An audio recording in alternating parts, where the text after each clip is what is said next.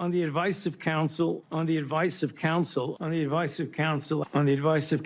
respectfully decline to answer based upon my rights under the Fifth Amendment to the Constitution.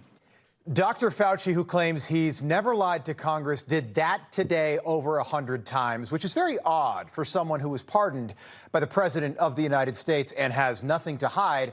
A pardon that essentially means that Fauci can't be prosecuted for anything that happened between 2014 and January of 2025, but it does not protect him from what happened today and what he did today. It also likely confirms that Fauci knew all of this, that he could perjure himself, which might explain why he didn't answer a single question today.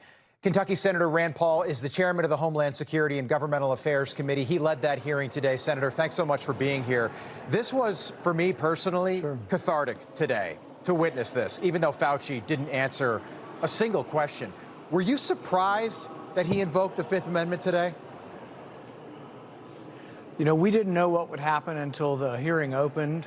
I was disappointed. You know, I kind of hoped that he would try to come clean, that he would tell the truth. All he had to do was tell the truth.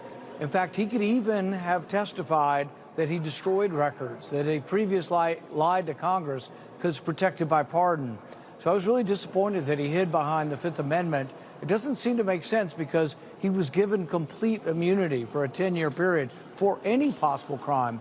The only other person in the history of the United States that's gotten this kind of pardon was Hunter Biden.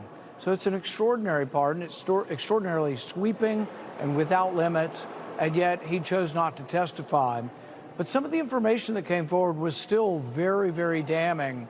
We found out that in January of 2020, at the very beginning, he was told, and he found information that said that the virus did not start in the wet market, didn't come from animals in the wet market. It actually came from somewhere else before that. Right. But for 5 years, he continued to say to the public that it came from the wet market. So the things he was saying in private, he would say the opposite in public.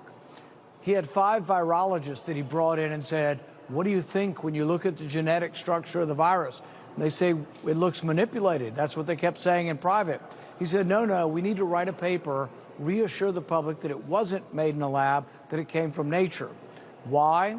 He's never admitted this, but the presumption is because he funded the research, he did not want anybody to believe it came from the lab.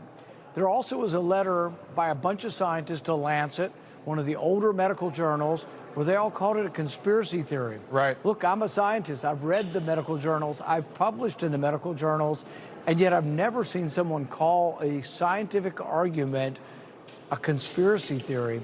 So, yeah, it looks like there was an organized cover-up from the very beginning, but I thought the hearing was good at bringing out a lot of this. One of his confidants, David Morenz, is under indictment. He was the one who has been very open about trying to get messages to Anthony Fauci. Don't contact him on his phone. I can bring him stuff directly. I can tell him oral messages, which don't sound very much like they're on the up and up. It sounds like something nefarious. He's under indictment. Senator. Of course, Anthony Fauci threw him under the bus and said, never knew him, hardly knew him. He worked in another building. So my hope is that maybe David Morenz, when he is brought in, will be offered some kind of bargain to say, will you tell the truth about Anthony Fauci, since he won't tell us the truth. Senator, why do you think Fauci is so completely incapable of just saying he's sorry? Nobody in power at that time was perfect during the pandemic. Certainly not Tony Fauci. Why can't he just say, I'm sorry? Why is this man incapable of saying that? You know, we've suggested that, and I think because it isn't about a mistake he made on the moment. He had a 10-year period where he funded gain-of-function research. This goes back to 2010. One of the most famous gain-of-function research projects was in the Netherlands. They took the avian flu, the bird flu, and they mutated it so it didn't go from bird to bird, it went from bird to mammal. And it went from bird to mammal through the air, aerosolized. And so the scientific community saw this and they were aghast.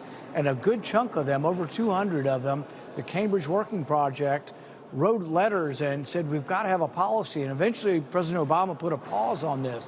So Anthony Fauci has a 10-year history, now a 15-year history of advocating for this. Yeah. He wrote an op-ed in the Washington Post and he said, even if a pandemic should occur, an accident should occur, a scientist is bitten or it leaks out, even if a pandemic should occur, that the knowledge is worth the risk. So it wasn't just an accident. This is a philosophic belief he has, deeply held, but it may have led to 1 million Americans dying. Yeah. It may have led to 15 million people dying worldwide. Right. Was that worth the risk? I don't think so. I know you're going to hold a vote to hold him in contempt next week. If that resolution does pass, do you expect the Department of Justice to pursue charges? You know, I hope so. I don't think that you can really plead the Fifth Amendment when you've been given immunity. And this is a legal question, but I think we'll present this to the Department of Justice with a legal brief arguing this.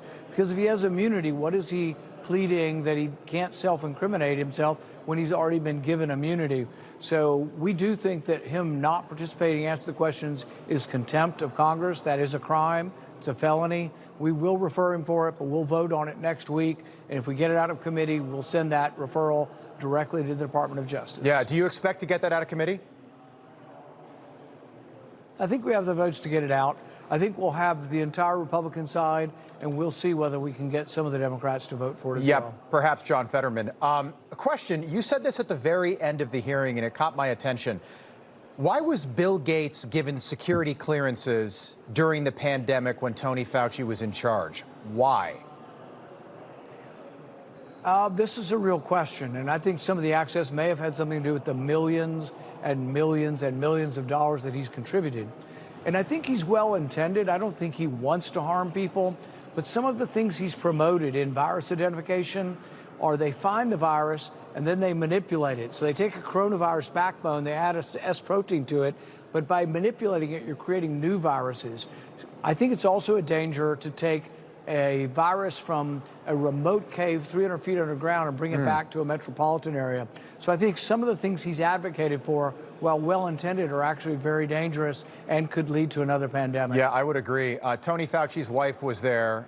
He had a battery of attorneys behind him. I noticed that his friends, he was one of the most famous people in the world, according to his diary. People like Jake Tapper were not there supporting him. What was his attorney saying to you during the hearing before you had him removed? Well, the attorney asked to sit at the table and be part of the presentation, but the invitation was for Anthony Fauci to testify, not his lawyers. The game people play is you plead the Fifth, and so he doesn't testify, but then his lawyer testifies in his place. But you have to be recognized. The rules of the Senate, you have to be recognized. He was not recognized. He was allowed to sit and give advice, but he continued to try to testify. So he wanted to make Anthony Fauci's arguments and let Anthony Fauci still have the Fifth Amendment to hide behind, and that's not appropriate, and it wouldn't be allowed in any court of law. And he would have probably been put in jail if he were in a court of law and treating a proceeding that way. It was very disrespectful, and we don't do that to the other side, so I was very disappointed in him, and really, I think it's unbecoming of a lawyer before the bar. All right. Senator Rand Paul, well done today. Thanks for being here. We appreciate it. Information. Truth is freedom. Is Newsmax. It's real news for real people.